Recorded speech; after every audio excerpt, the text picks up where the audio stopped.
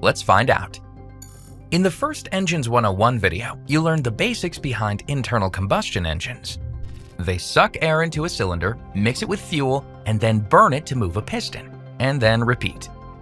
We then explained the idea of displacement and how larger cylinders usually mean a more powerful engine. That's because they're able to fit more air and fuel, essentially creating a bigger explosion. But there's also another way to achieve this, and it's called forced induction.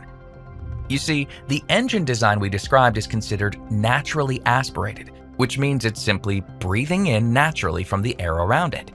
But the concept of forced induction changes this through components like turbochargers or superchargers. As the name implies, the idea is to force additional air into the cylinders, more than could just be pulled naturally from the engine's intake. By doing this, forced induction can effectively simulate large cylinders without actually having them, enabling a smaller displacement engine to put out the same power you'd typically see from a larger displacement unit. The cool thing here is that it allows for control over how and when it works, meaning that when extra power isn't needed, that engine simply acts like the smaller engine it is, saving fuel in the process. And again, that's because when there's more air, you need more fuel to match. And that's true whether through a turbocharger or larger cylinders. So how does it actually work? Let's focus first on turbochargers. A turbocharger, or simply turbo, can essentially be thought of as a highly engineered fan, compressing and blowing air into the engine as it spins. But what's great about it is that it does this without requiring any power for itself. That's because it's mounted onto the exhaust line, right after the cylinders, so the engine's own exhaust output is what spins it, which in turn pushes more air back into the engine and on, creating a remarkably clever self-powered loop. That said, because of this design, some turbos can suffer from something called lag, which essentially means it can take a moment before the exhaust can get it spinning fast enough for the added power to kick in. Similarly, superchargers also work by forcing extra air into the engine as they operate, but their design isn't quite the same. Instead of being driven by the exhaust like a turbocharger, they're connected by a belt directly to the engine. So when the engine spins, so does the supercharger.